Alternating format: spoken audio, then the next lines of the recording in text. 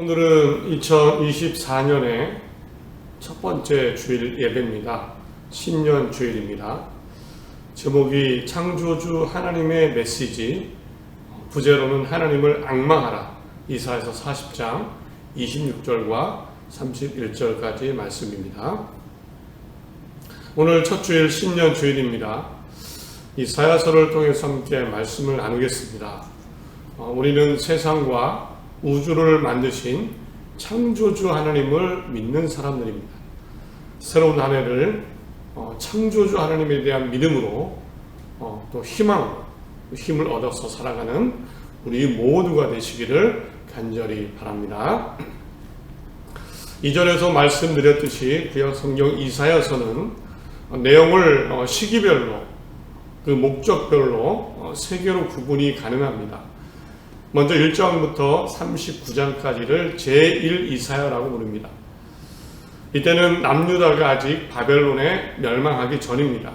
하나님은 유다와 유다 민족과 다른 민족들의 심판을 예언하시면서 하나님께 온전히 돌아와라, 하나님을 믿고 의지하라, 회개하라, 이런 말씀을 계속 이사야서를 통해 던지셨습니다. 그러나 결과를 보면 남유다는 돌이키지 않았습니다. 죄를 버리지 않고 하나님께 돌아오지 않았고, 하나님이 경고하신 대로 심판을 받아서 남유다는 이제 바벨론의 멸망을 하게 됩니다. 사람들은 흩어지고 타국으로 사람들은 끌려갔습니다. 이제 그 다음입니다. 멀리 바벨론 이국 땅으로 끌려간 사람들, 그때 그 사람들을 하나님은 잊지 않으셨습니다. 그 사람들을 위한 메시지를 주시는데, 그것이 제2 이사야서 40장부터 55장까지입니다. 40장부터 55장까지가 이전에 유다 민족이었는데 바벨론으로 끌려간 포로들, 그런 사람들을 위한 하나님의 메시지였습니다. 어떤 내용이었을까요? 사람들은 희망을 잃어가고 있었습니다. 삶의 희망. 또 사람들은 하나님에 대한 신앙도 약해져 가고 믿음보다는 불신이 커졌습니다. 이 극한의 상황, 희망이 사라지고 믿음도 약해지는 상황에 주신 말씀이 이사야서, 제2 이사야서 40장부터 55장까지. 이때 희망을 주시고 회복될 것을 말씀하셨는데, 실제로 이스라엘 민족이 돌아오죠. 돌아와서 그 다음에 새하늘과 새 땅이 있을 것이다. 더 기다리고 믿음으로 나아가라. 이것이 제3 이사야서 마지막 56장부터 66장까지. 오늘 2024년 첫 주일 신년 주일에 제2 이사야서의 첫 장 40장으로 말씀을 나누겠습니다. 먼 이국 땅에서 포로로 살고 있습니다. 이방인입니다. 이주민입니다. 그 가운데 살면서 결코 온전히 행복하지 않았습니다. 그런 사람들에게 하나님이 주신 메시지입니다. 사람들이 왜 행복하지 않았을까요? 여러 가지 이유가 있지만 그것은 희망을 가질 수가 없는 겁니다. 우선 현실적으로 삶의 변화가 없습니다.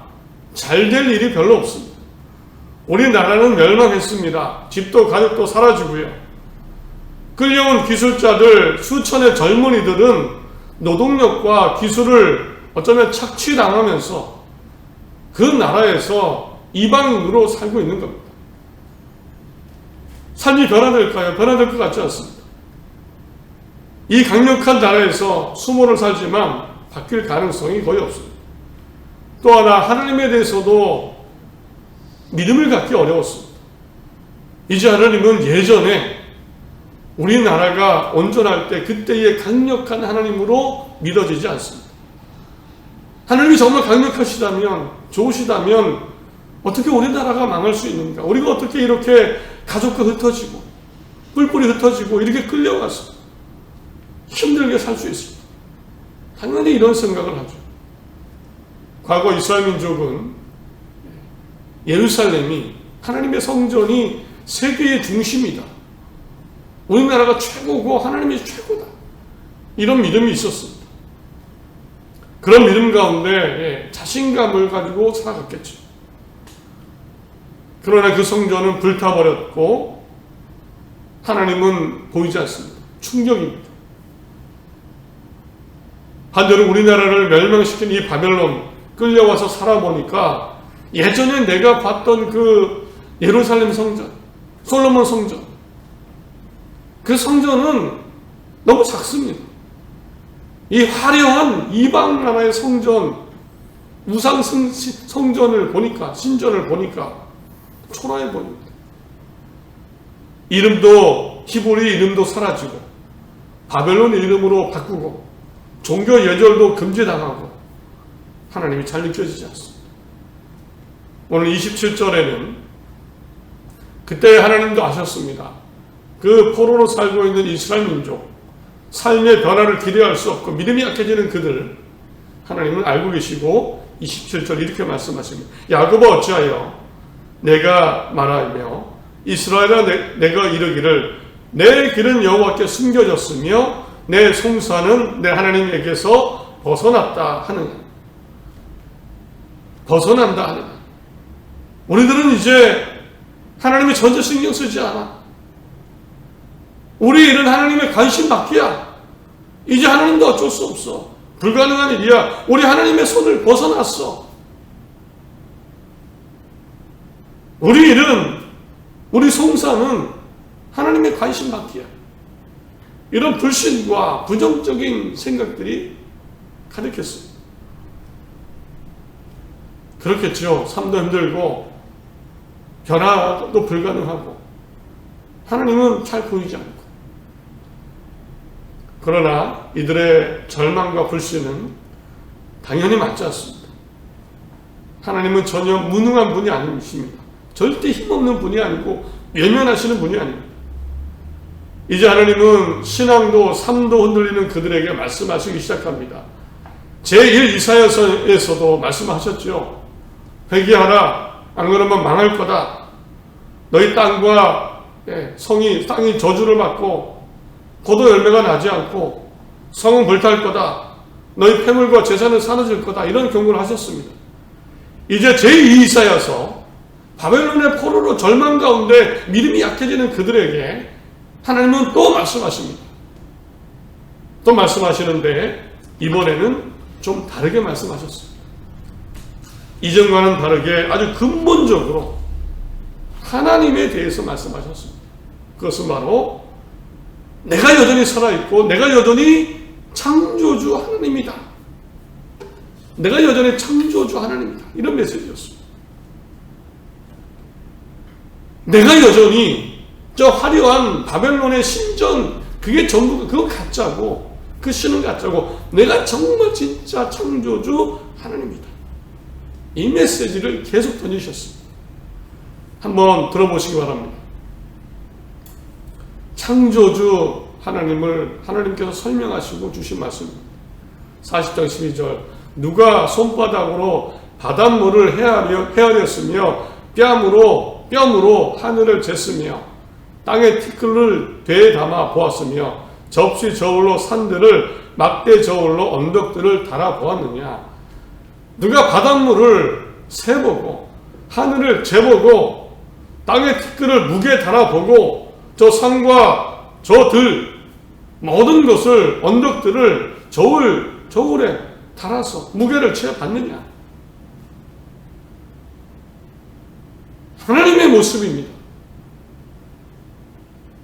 광야의 티끌과 산들과 언덕들을 막대 저울 다루듯이 거기에 달아서 무게를 재봤겠느냐. 내가 그 창조주 하나님이다.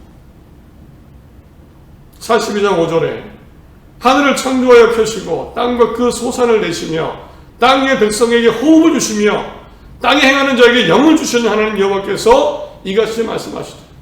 내가 창조주 하나님으로 땅과 땅의 소산을 만들었다. 그리고 무엇보다 그 땅의 사람들에게 생명을 준 게 나다. 더불어 그들에게 영혼을 준 게 바로 나다. 땅과 땅의 사람들, 이 바벨론 사람들과 그들에게 영혼을 준 것, 영을 준 것은 나 창조주 하나님이다. 어떤 마음이 드십니까? 44장 24절에 내 구속자여 못되어서 너를 지은 나 여호와가 이같이 말하노라. 나는 만물을 지은 여호와라. 홀로 하늘을 폈으며 나와 함께한 자 없이 땅을 펼쳤고 나는 나 홀로 세상과 만물을 만들었는데 그 중에서도 나는 너를 어머니의 뱃속에서 만들었다. 너의 창조자다. 너의 창조자. 45장 18절에 대저 여호와께서 이같이 말씀하시되 하늘을 창조하시니 그 하나님이시니 그가 땅을 지으시고 그것을 만드셨으며 그것을 견고하게 하시고 혼돈하게 창조하지 아니하시고 사람이 거주하게 하는 그것을 지으셨으니 나는 여호와라. 나 외에 다른 신이 없다. 나 외에 다른 신이 없다. 내가 땅과 사람을 모든 것을 질서 있게 창조하였고 거기에 사람이 거주하도록 만들었다. 이 온 우주, 온 세상, 나 하나님이 진짜 하나님, 내가 바로 진짜 하나님. 반복해서 하나님은 말씀하셨습니다. 오늘 26절에도, 오늘 본문인 26절에도 하나님이 어떤 일을 하시는지, 얼마나 위대하신지, 우리가 가늠할 수 없는 분인지 구체적으로 말씀하십니다. 너희는 눈을 높이 들어 누가 이 모든 것을 창조하였나 보라. 주께서는 수효대로 만상을 이끌어내시고 그들의 모든 이름을 부르시다니 그의 권세가 크고 그의 능력이 강함으로 하나도 빠짐이 없느니라. 너희는 하늘을 바라보아라. 현대인의 성경입니다. 누가 이 모든 별들을 만들었느냐? 밤하늘의 하늘을 바라봐라. 이 별들을 누가 만들었느냐? 여호와께서는 별 무리를 하나하나 이름을 불러 이끌어내시며 그 수가 얼마나 되는지 다 헤아리고 계시니 그의 능력이 크심으로 그 중에 하나도 빠진 것이 없느니라. 하늘을 쳐다봐라. 별무리 별들을 만드신 분이 그들의 이름을 하나하나 부르시고 이끌어내시고 빠진 것이 하나도 없다. 어떤 사람은 이 구절을 보고 최초의 천문학자는 하나님이시다. 하나님이 만드셨기 때문에. 천문학자들이 하는 일 중에 하나가 새로운 별이 만들어지면 별의 이름을 짓는 겁니다. 천문학자 그룹에서 팀을 하나 만듭니다. 이 별의 이름을 지어주세요. 천문학자들이 모여서 이름을 짓는데 기준이 있습니다. 역사와 전통이 있는 이름. 너무 길면 안 되고 4자에서 16자.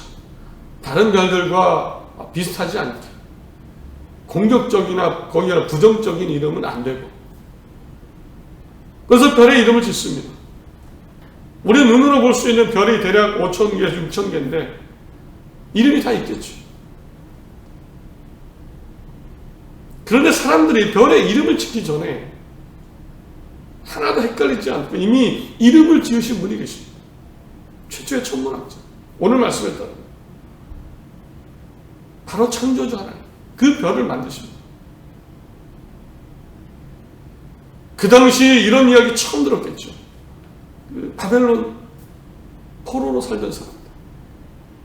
하늘로 봐라. 별무리의 이름을 내가 알고 있고 불러낸다. 포로로 살던 그들 하나님의 이런 메시지 들었습니다. 내가 자연과 별과 우주를 만든 유일한 창조주 하나님입니다. 어떤 생각을 했을까요? 어떤 생각을 했을까요? 놀라지 않았을까요? 생각을 바꾸지 않았을까요? 아, 그래, 맞아. 아, 이 온 땅을 보니, 나를 보니, 우리 생명을 보니, 별무리, 별을 쳐다보니, 정말 창조주 하나님이 계시지. 그 하나님이 진짜예요. 이런 믿음을 갖지 않았을까요? 네, 정말 그런 믿음을 가졌다고 믿어집니다. 가졌다고 믿어집니다. 그 증거가 있습니다. 바로 회당입니다. 회당. 역사적인 증거죠. 이제 이런 하나님의 메시지에 힘을 얻어서 믿음을 회복하고 삶의 희망을 회복한 사람들, 그 다음에 만든 것이 바로 회당이라는 겁니다. 유대인의 회당. 이 회당의 기원을 예수님 당시에도 회당이 있었죠. 예수님이 회당에서 말씀을 가르치고 하나님 나라를 이야기하셨습니다. 이 회당의 기원을 이 바벨론 시기로 사람들이 이야기를 합니다. 바벨론 포로로 잡혀갔을 때 솔로몬 성전을 불타고 예배할 데가 없습니다. 번제도 드리지 못하고요. 하나님의 말씀도 배우지 못합니다. 그래서 사람들이 3355 어느 집에 어느 누구의 집의 장소에 모임 장소를 만들었습니다. 그게 회당입니다. 하나님을 믿고 기도하기 위해서. 번제를 못 드리니까 그때 가장 많이 했던 게 기도입니다. 기도도 하나님께 예배하는 거다. 희생제물은 못 드리지. 그래서 최초의 회당은요, 건물이 이렇게 있지 않고, 어떻게 건물을 짓습니까? 바벨론 이국 땅에서 그 신을 섬겨야 되는데, 우상신을 섬겨야 되는데, 집에서 모이는 가정회당이었다고 합니다. 가정에서 모여서 하나님께 기도하며 희망과 믿음을 키워나갔습니다. 믿음을 지켜냈습니다. 창조주 하나님. 성경 말씀에 다니엘이 하루에 3번 창문을 열고 예루살렘 성을 향해 기도했다고 하죠. 그 성전에 있는 곳을 향해. 아마 그 다니엘의 집도 회당, 가정회당 중에 하나가 아니었을까요? 추측을 해봅니다. 사람들이 모여서 같이 기도. 사람들은 창조주 하나님을 깨닫고 다시 하나님을 경배하고 희망을 가졌습니다. 자, 이제 나도 들었습니다. 오늘 말씀 들었습니다. 제가 읽어드렸습니다. 창조주 하나님에 대한 믿음이 생깁니까? 창조주 하나님이 살아계시지. 올 한 해는 인도하실 거야. 내 현실이 포로 같을지라도 어려워도 창조주 하나님이 인도하실 거야. 가정회당을 만들듯 그러니까 하나님에 대한 믿음이 되살아나십니다. 사실 그렇지 않을 때가 많죠. 어쩌면 너무 많이 들었어. 창조주 하나님 너무 많이 들었어. 하늘의 별들을 알았어. 과학을 알았어. 저는 과학과 우주 다큐 영상을 흥미있게 봅니다.